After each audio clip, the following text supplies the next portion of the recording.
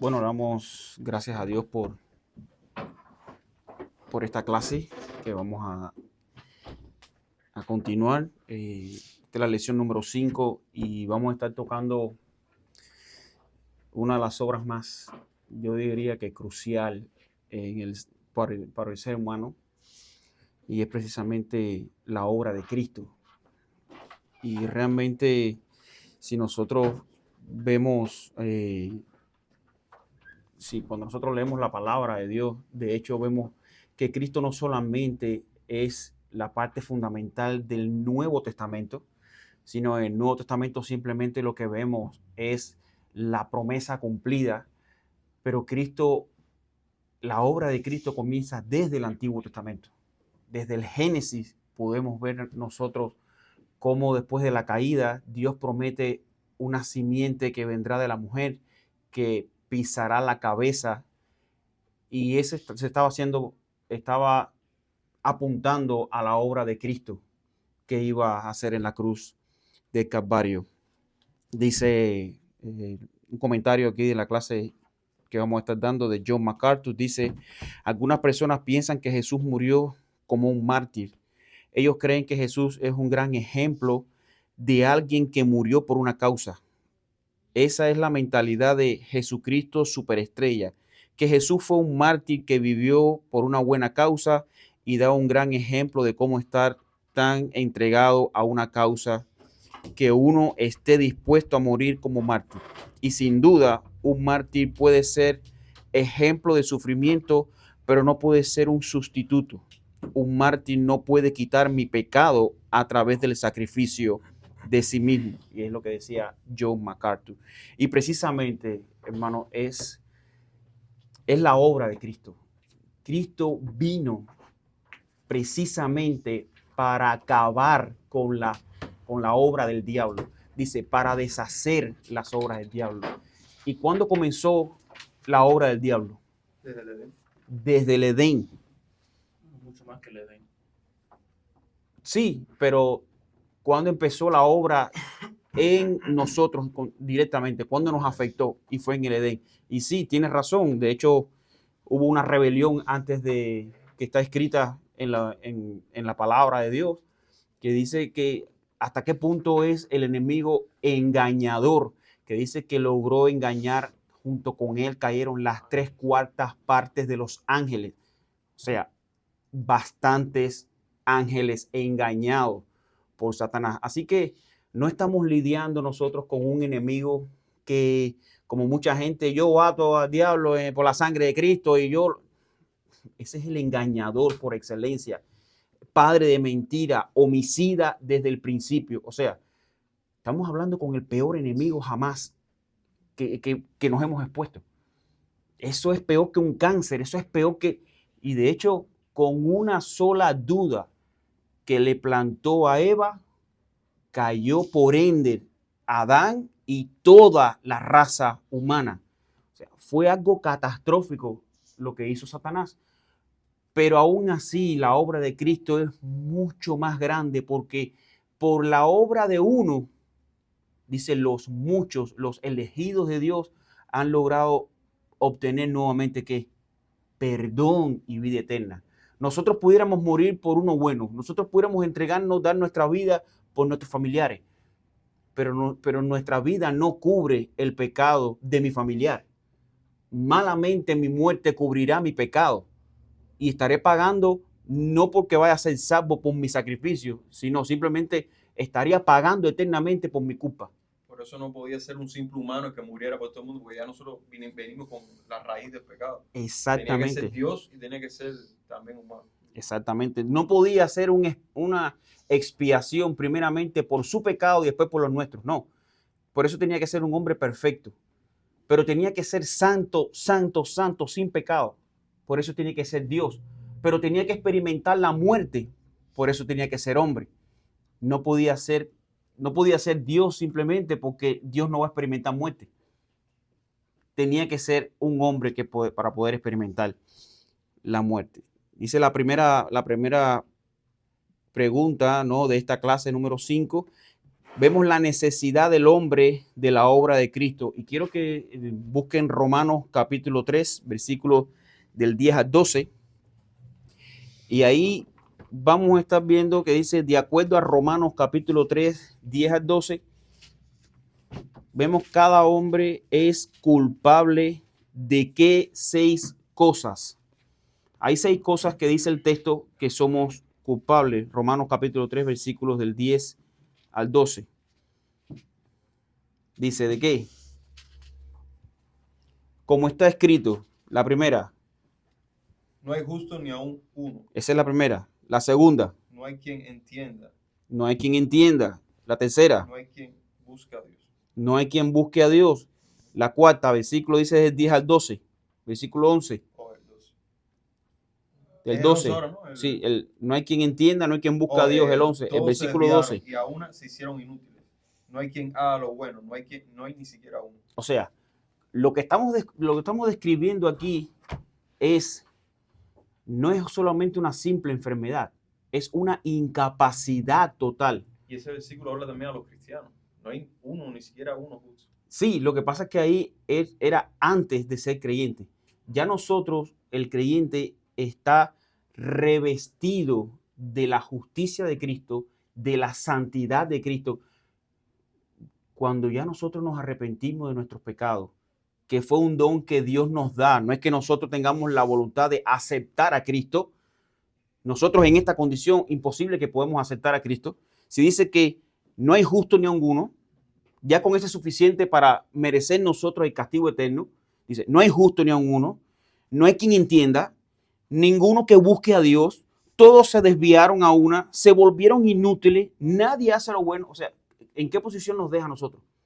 Nosotros somos incapacitados totalmente de buscar el bien. Y quiero que esto quede claro.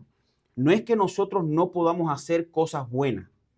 Nosotros movidos a sentimientos humanos debido a la imagen de Dios en nosotros, esa moralidad, nosotros podemos ayudar a una viejita a cruzar la calle, podemos quizás abrir una fundación y cuidar a perritos desvalidos, podemos hacer muchas obras, pero una obra directamente hecha de nosotros, que perdone nuestros pecados, que podamos reconciliarnos directamente con Dios, no hay obra tal que el hombre solo pueda hacer, porque esa obra necesita sangre.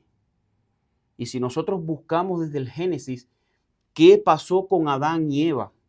Adán y Eva pecaron, ellos vieron que estaban desnudos, ¿y con qué se cubrieron ellos? Con hojas de higuera. Pero ¿con qué los cubrió Cristo? ¿Con qué los cubrió Dios? Con la piel de con pieles. Dice, y Dios los cubrió con pieles. Pregunta, ¿de dónde salieron esas pieles? De animales. Hubo un sustituto por el pecado de Adán y Eva. O sea, y ahí podemos ver la justicia de Dios y el amor de Dios. Adán y Eva podían ser ejecutados en ese mismo momento por haber traicionado a Cristo, por haber traicionado la ley de Dios. Pero sin embargo, Dios buscó un sustituto que cubriera su vergüenza, que cubriera su traición. Eso fue lo mismo que hizo Cristo en la cruz de Calvario. Cristo pudiera haber acabado con toda la raza humana y la pudiera haber hecho perfectamente. Dios va a seguir siendo Dios. Simplemente Dios aplicó su justicia. No hay justo ni aun uno. No hay quien haga bien. Ninguno que entienda. Todos estamos ¿en dónde? En la misma condición. No hay nadie más santo que otro. No hay nadie más justo que otro. Todos somos pecadores. Ahora, Cristo asumió la responsabilidad de morir por nosotros para que nosotros no muriéramos por nuestros pecados. Por eso es que Cristo tuvo que morir. Cristo no vino simplemente a mostrar cómo es Dios. Cristo vino a cubrir el pecado que nosotros habíamos cometido. Por eso Cristo se le llama la piedra angular. Cristo es el camino, la verdad y la vida. Dice, nadie viene al Padre si no es por Cristo. Todos los que vienen al Padre son porque Dios se lo ha dado. Es a través de Cristo y solo por Cristo. Cristo no fue sentenciado porque lo agarraron desapercibido, ahora que no nos está viendo, lo atrapamos y lo colgamos, ya salimos de Cristo. No, Cristo mismo le decía a Pedro, Pedro, para esto yo he venido. No entendían el llamado todavía. Ellos no entendían por qué Cristo tenía que morir, pero Cristo se lo decía, es necesario que yo muera. Y no solamente que muera, es necesario que yo me vaya, porque cuando yo me vaya les enviaré el Consolador, el Espíritu Santo, que los convencerá de pecado, de justicia y de juicio. Entonces, el hecho que nosotros podemos estar sentados aquí, estar escuchando de su palabra, es por la obra de Cristo. Es por el Espíritu Santo que nos permite un pequeño entendimiento de la grandeza de Cristo, de la necesidad que tenemos de Cristo, de la necesidad de alguien que cubriera nuestros pecados, para que entonces nosotros pudiéramos acercarnos a través de Cristo, delante de Dios. Cristo es el único mediador entre Dios y el hombre. Por eso, y esto lo he explicado otras veces, a él se le llama la piedra angular porque es la conexión, la piedra más importante entre un punto y otro de un puente.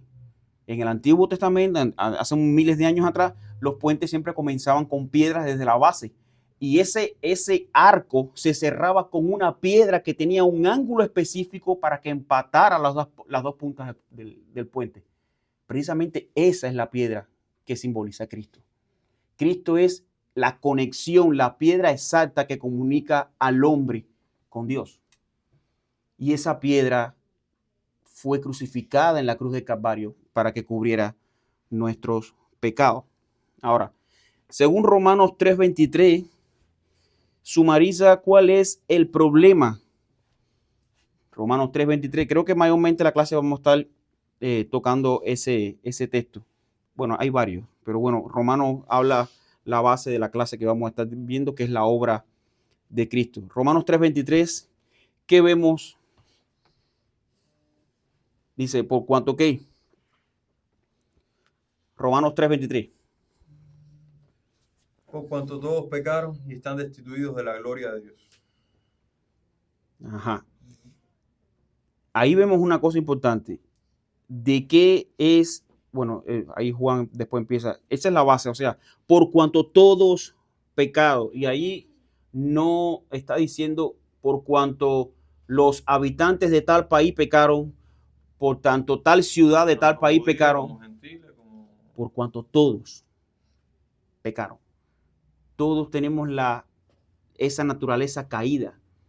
Por eso que nadie puede escapar de esa imperfección. Todos tenemos ese problema. Por eso es que todos necesitamos de Cristo. Dice en Juan, vamos a entonces entrar en varias características con respecto a la naturaleza del hombre que hace que tengamos esa necesidad de Cristo. Dice Juan 8:34. Alguien que me vaya buscando Santiago 1:15 y otro que me busque Efesios 2 del 1 al 3. Voy a leer Juan 8:34. Dice Juan 8:34.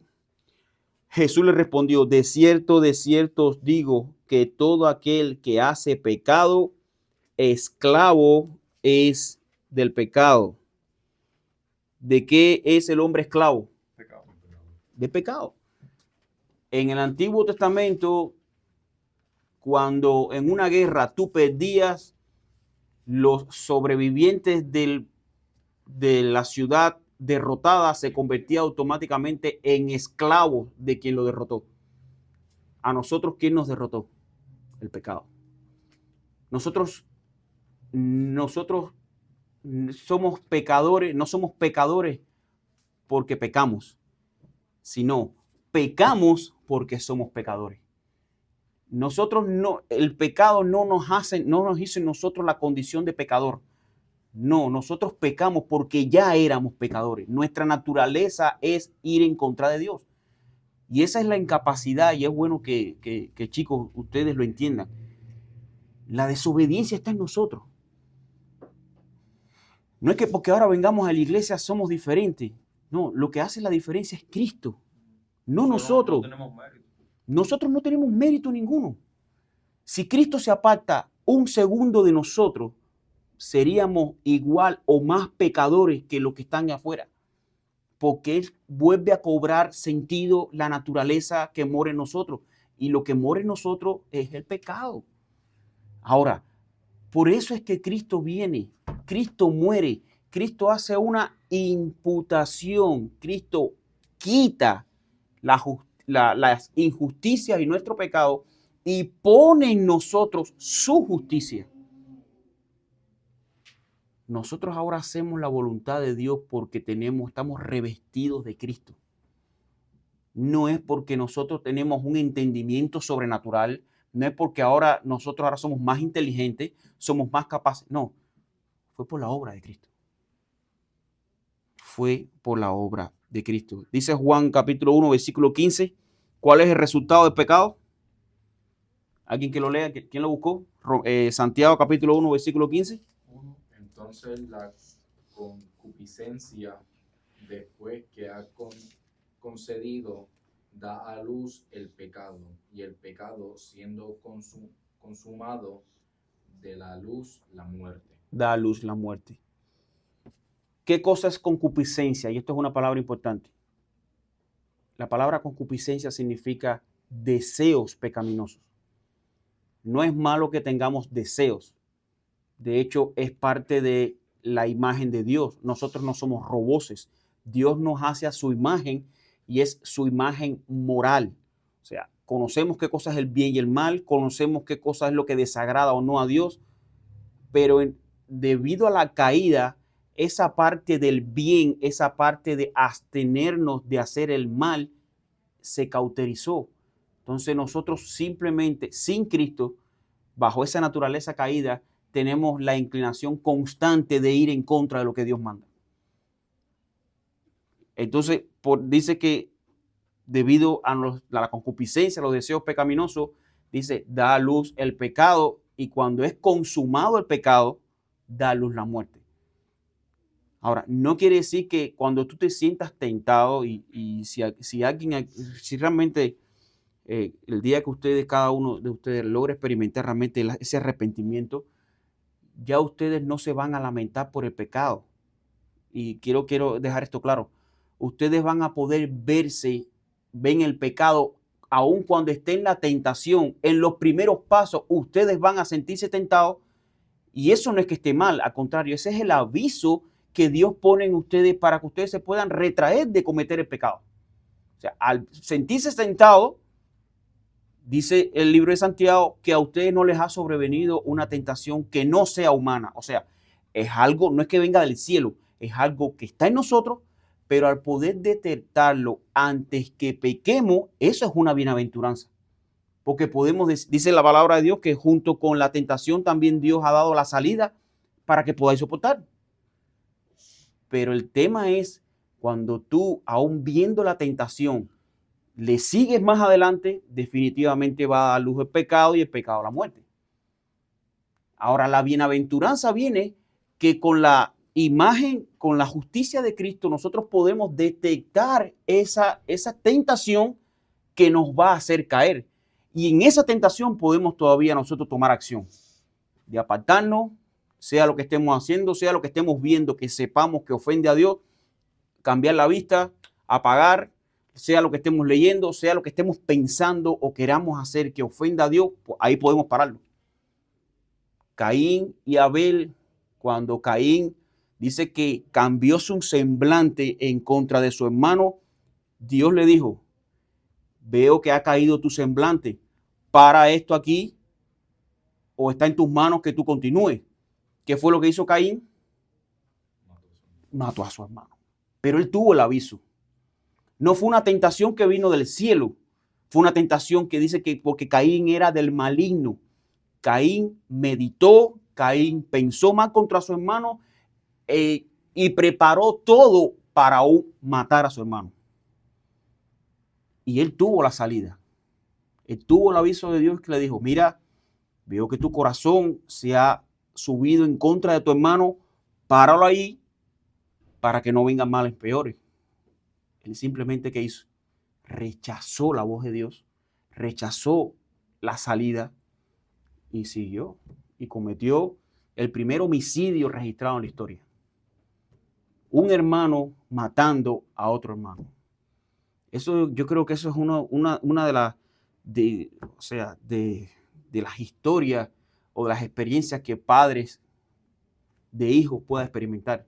Ver cómo un hijo amado por sus padres mate a otro hijo amado. Wow, eso no tiene compasión, eso no tiene consolación. De hecho, cuando se pierde un hijo, no hay palabra que describa ese suceso. Tú pierdes a tus padres, tú eres huérfano, tú pierdes como decir, tú puedes perder a cualquier otro familiar y tiene un nombre, pero tú pierdes a un hijo y eso no tiene nombre, porque ese dolor no cambia, ese dolor no se suaviza. Me viene a la mente el pasaje de la viuda de Naín. La viuda perdió a su hijo e incluso Jesús se compadeció de ella y lo revivió. Pero Jesús sabía todo lo que ella estaba pasando. Era viuda y perdió a su hijo, imagínense. No tenía sustento de sus padres, de su esposo. Mira, una esposa pierde a su esposo y se queda viuda. Y pierde después a su hijo. Pero pierde a su hijo, se queda sin nada. Incluso Jesús tuvo misericordia. Tuvo misericordia de él. Entonces, viendo que la condición del hombre, la necesidad que tiene el hombre a la obra de Cristo, no somos justos, no hay quien entienda, ninguno que busque a Dios, todos nos hemos desviado, nos volvimos inútiles, nadie hace lo bueno, y es debido, dice que Juan, el hombre dice, el hombre es esclavo del pecado, el pecado nos ha vencido, el resultado de la tentación, de la concupiscencia y el pecar es la muerte, según Santiago. Entonces, esto nos deja bajo el texto de Efesios, capítulo 2, versículos 1 al 3, donde se os pregunta entonces, ¿por qué estamos muertos en nuestros delitos y pecados? ¿A quién seguíamos y qué tipo de hijos éramos? Efesios capítulo 2, versículos del 1 al 3. Efesios capítulo 2, versículos del 1 al 3. Sí, léelo, por favor. Y él os dio vida a vosotros, cuando estabais muertos y vuestros delitos y pecados, en el cuales anduvisteis en otro tiempo, siguiendo la corriente de este mundo, conforme el príncipe de la potestad del aire, el espíritu que ahora opera en los hijos de la desobediencia, entre los cuales también todos nosotros vivimos en otro tiempo en los deseos de nuestra carne, haciendo la voluntad de la carne y de los pensamientos, y éramos por naturaleza hijos de ira, los mismos que los demás. Entonces, ahí debemos describir la condición exacta del ser humano. Dice que Él nos dio vida, Cristo nos dio vida cuando estábamos como muertos en vuestros delitos y pecados. Dios no vio nada en nosotros que nos sobresalía de los demás. Wow, mira, este va a entender más de mi palabra, por eso yo voy a morir por él. Este es más inteligente, es graduado de Harvard, tiene una mente preparada, a este yo lo voy a escoger. No. Gracias. Fue la voluntad de Dios. Dice, nosotros ¿cómo estábamos? Muertos en nuestros delitos y pecados. Y esta palabra es muy usada en el Nuevo Testamento. Muchas veces nosotros entendemos como muerto, llegó al cementerio, murió, ya se acabó la historia. No, la palabra muerto en la Biblia significa separación. Hay una separación. Cuando Adán y Eva pecaron, ellos murieron, pero ellos siguieron vivos. ¿Qué fue lo que pasó? Hubo una separación de Dios y el hombre. Donde Dios habita no hay pecado, pero donde Él habita no pueden haber pecadores. Por eso es que Adán y Eva tuvieron que ser expulsados del Edén. ¿Qué sucede? Que entonces nosotros, dice que en los cuales nosotros anduvimos en otro tiempo, siguiendo la corriente de este mundo conforme al príncipe de la potestad del aire. O sea, ya que estamos descubriendo que no nos gobierna Dios. Cuando nosotros no hemos creído en Dios, a nosotros no nos gobierna Dios. Dice, nos gobierna, actuamos conforme al príncipe de la potestad del aire, el espíritu que ahora opera en los hijos de desobediencia. Cuando nosotros desobedecemos a Dios voluntariamente, no nos importa creer en Dios. Hablamos y pensamos de que Dios es lo que sea. Lo que está operando en nosotros es un espíritu que no es de Dios. Dice, es un espíritu de desobediencia. ¿Cuál es? Y si vemos las palabras que describen a Satanás, que dice que él es engañador, homicida, padre de mentira, desobediente desde el principio. Entonces, ¿cuál es el espíritu que opera en aquellos que voluntariamente desobedecen a Dios? El espíritu del diablo. Aquí no existe punto medio. O estás con Cristo o estás en Cristo. O estás con Cristo o estás con el diablo. Aquí de que no, aquí hay que estar con Dios y con el diablo. Aquí hay que estar con los dos. No. Eso es la mentira que le ha vendido el mundo. Obedeces a Cristo o vas en contra de Cristo. E ir en contra de Cristo es ser vencido por el diablo y ser esclavo del diablo. Vencido por el pecado y ser esclavo del pecado. Solamente hay dos. El switch, no hay un punto medio. O estás encendido con Cristo o estás sin Cristo. Así de sencillo.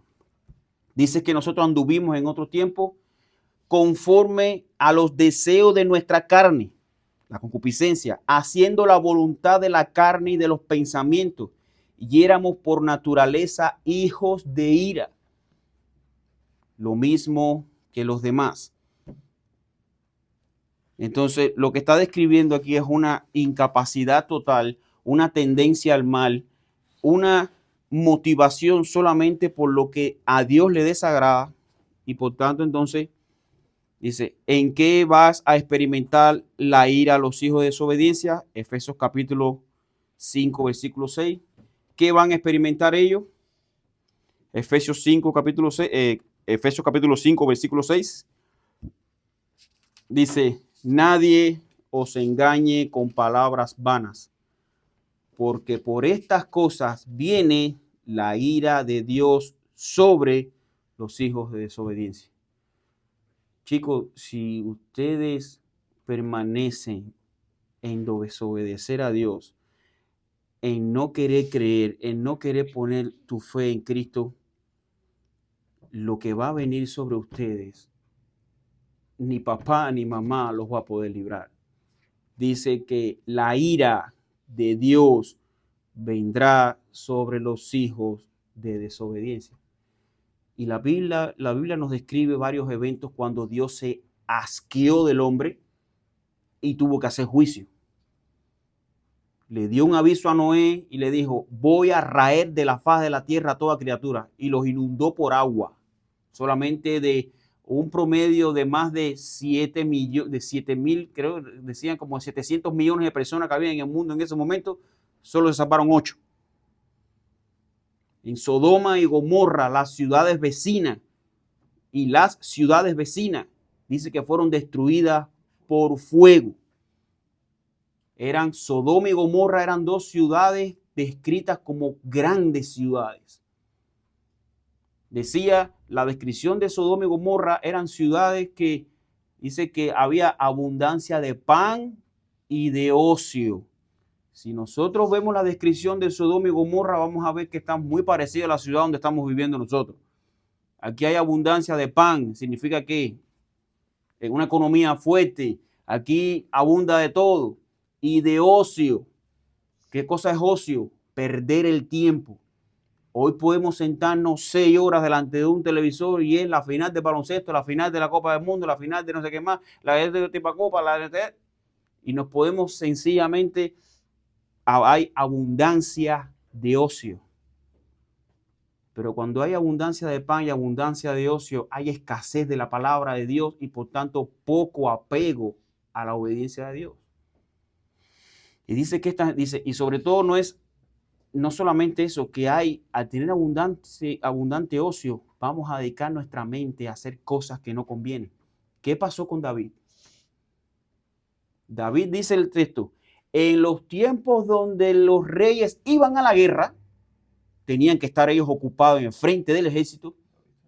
David se levantó después de haber dormitado toda la mañana y se paseó por las terrazas de su palacio. ¿Qué estaba haciendo David? Ocioso.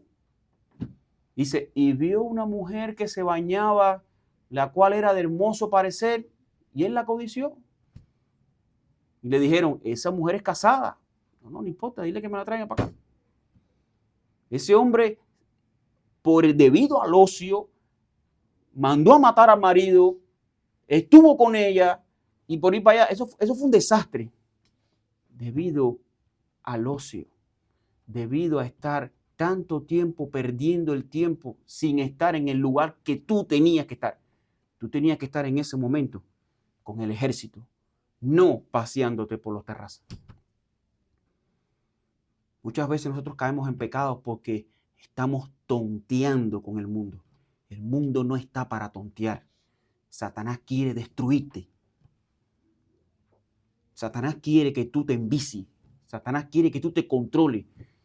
Y te dan esos amigos, supuestos amigos. Mira, vamos acá, vamos a consumir esto. Y vamos a tomar esto. Y vamos a ver esto. Y vamos a... Comamos y bebamos. Comamos y bebamos, que al final esto es... Fíjate de Dios. Dios es... No, mi hermano. No, jóvenes.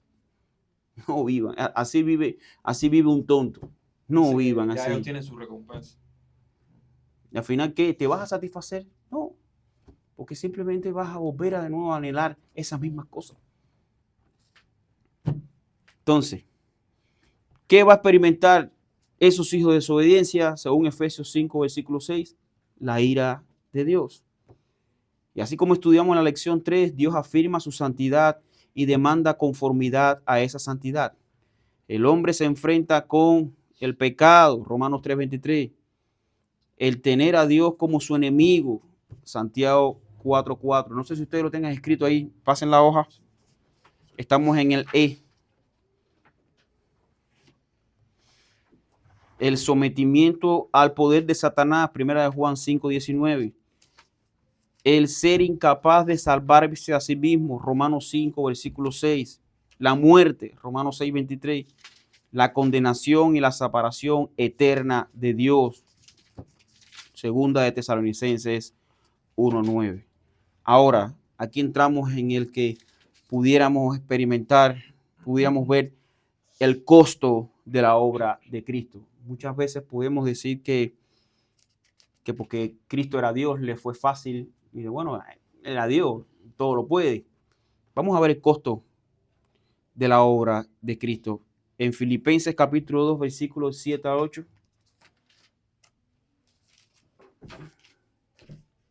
Si no se despojó a sí mismo tomando forma de siervo, hecho semejante a los hombres, y estando en la condición de hombre, se humilló a sí mismo, haciéndose obediente hasta la muerte y muerte de cruz.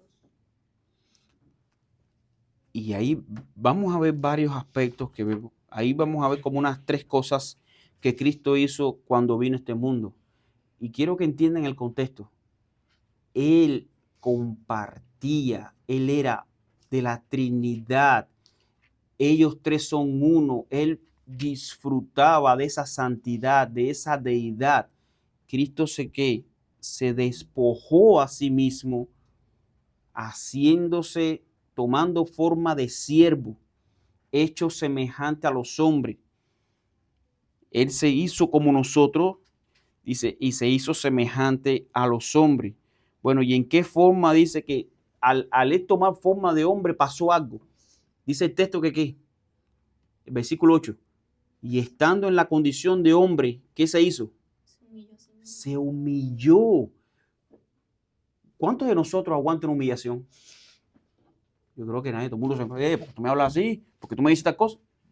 Cristo se humilló al hacerse hombre. Dios haciéndose hombre con limitaciones, no con pecado. Cristo no tenía pecado, pero limitar su potencia a ser hombre, ya eso es una humillación. ¿Por qué? Porque bajó de categoría, pero de una manera descomunal. Cristo no se hizo un ángel, Cristo no se hizo un arcángel, Cristo se hizo hombre. Él se humilló al tomar forma como nosotros. Y encima de eso, más humillación, el tener que experimentar una muerte en una cruz. La palabra de Dios dice que maldito todo aquel que es clavado en un madero. Cristo por nosotros se humilló al ser ese hombre y se rehumilló al entregar su vida en una cruz. Él no murió como mártir, él murió como maldito en una cruz. Él se hizo maldito por nuestros pecados. O sea, a veces nosotros hablamos de Cristo y no entendemos lo que Dios hizo. Dios mandó a su Hijo unigénito para que muriera por pecadores. Eso es inconcebible. Solamente Dios lo pudo hacer. Solamente Dios lo pudo hacer. Él se despojó a sí mismo, tomó forma de siervo, se hizo semejante a los hombres, se humilló a sí mismo haciéndose obediente hasta la muerte y muerte de cruz. Según Isaías 53:3 dice, ¿qué le pasó a Jesús en la tierra de acuerdo con Isaías 53:3? Bueno, si leemos Isaías 53:3, vemos el padecimiento de su crucifixión. Sí, por favor. Isaías 53:3. Despreciado y desechado entre los hombres, varón de dolores, experimentando en quebranto y como que escondimos de él el rostro. Fue menospreciado y no lo estimamos. El creador del cielo y de la tierra tuvo que experimentar un desprecio, humillación de parte de lo que él creó. Eso es inconcebible. Por amor al Padre, no por amor a nosotros. Él se hizo así por amor a su Padre, quien antes de la fundación del mundo había hecho ese plan para que su Hijo muriera por nosotros. Nada de lo que nosotros hagamos se escapa de las manos de Dios. Nosotros no andamos por la vida, aún los impíos, los que no creen en Dios, ellos no andan por la vida a la ligera sin que Dios no tiene control de ellos, no, Dios no puede hacer nada. No. Dios aún a ellos los tiene controlados, pero simplemente les permite que anden así. Ahora, bienaventurados aquellos que Dios le permite ver sus pecados. Dios permite que la sangre de su Hijo se aplique a ellos, que esa sangre de su Hijo cubra sus pecados y que vengan en arrepentimiento y fe. Cuando tú te arrepientes de tus pecados, tú no estás haciendo un acto de cobarde, tú estás haciendo el acto más valeroso del universo. Tú estás reconociendo tu incapacidad delante de Dios y le estás pidiendo ayuda. Y Dios, que ha puesto ese sentimiento en ti, no solamente te limpia de pecado, sino te viste de su Hijo para que tú vivas eternamente con Él. Esa es la obra que hizo Cristo con nosotros.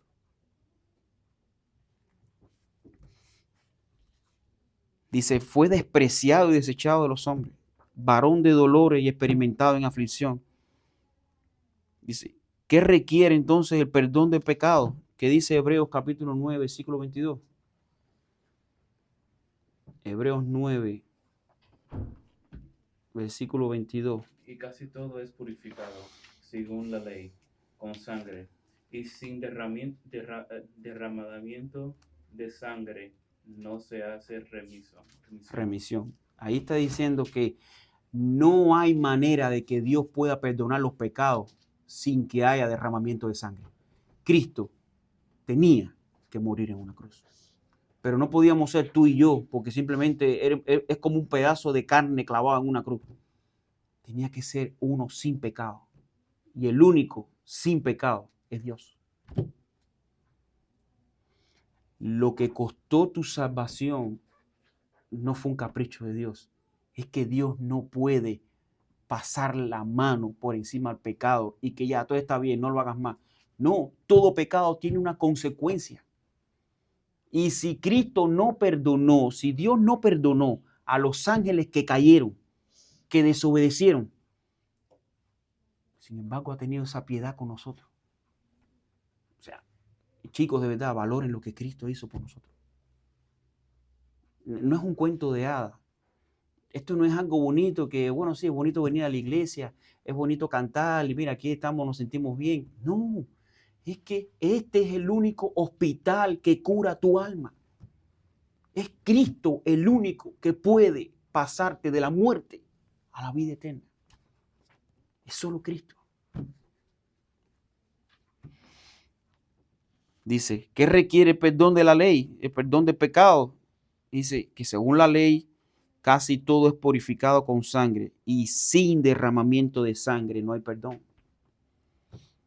¿Qué precio pagó Cristo por redimirnos? Primera de Pedro 1, del 18 al 19. Primera de Pedro Sabiendo que 1. fuisteis rescatados de vuestra vana manera de vivir, la cual recibisteis de vuestros padres, no con cosas corruptibles como oro o plata, sino con la sangre preciosa de Cristo, como de un cordero sin mancha y sin contaminación. Mira, si el pago por nuestros pecados, ¿sí? Quedan 5. Si el pago por nuestros pecados se pudiera comprar, aquí muchos no hubiera necesidad de que Cristo viniera. Pero el tema es que no se paga con dinero, no se paga con propiedades, se paga con sangre. ¿Qué pasaría si nosotros pagáramos con sangre? Todos tendríamos que morir. Pero Cristo pagó con sangre y fue resucitado. Cristo es la garantía de que si confiamos en Él, así como Él resucitó, también nosotros resucitaremos con Cristo. Cristo es la primicia de la resurrección. Solo por Cristo, solo a través de Cristo es que podemos nosotros experimentar perdón y vida eterna. No hay otra manera. Dice Pedro cuando habló delante del concilio, porque no hay otro nombre bajo el cielo dado a los hombres por el cual podamos ser salvos. No hay otro camino. Es a través de Cristo.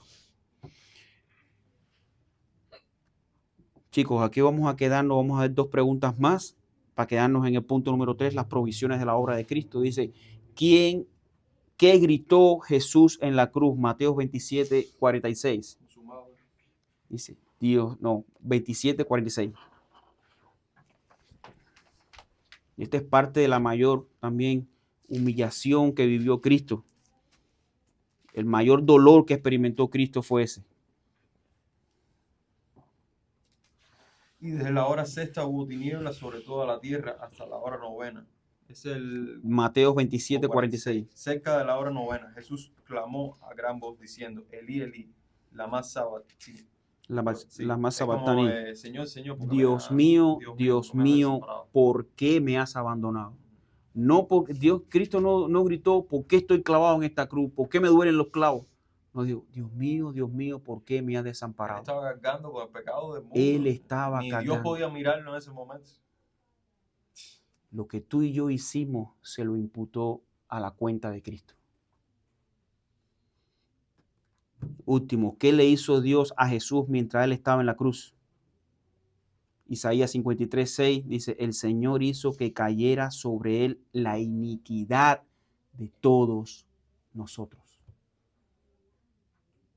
Chicos, sería bueno que tú meditaras en esto y entendieras que la necesidad más grande que tú tienes es que vengas a Cristo. Es que tus pecados te sean perdonados. Ven y cree en Él. Dios lo único que ha venido al ser humano a hacerle bien. Dios no quiere condenarte, Dios quiere salvarte.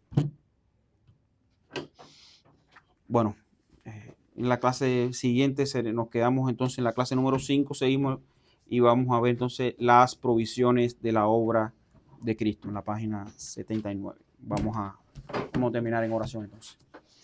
Oh Padre, te damos gracias, Señor, por enseñarnos tus maravillas, por enseñarnos tu obra, Señor, tu sacrificio por salvar nuestros pecados, Padre. Oh Señor, danos el Espíritu para que muestre nuestros pecados y venir a ti en arrepentimiento y fe, Señor. Oh Padre, por los méritos de tu Hijo Jesús en la cruz del Calvario, te lo pedimos. Amén, Señor. Bueno, chicos.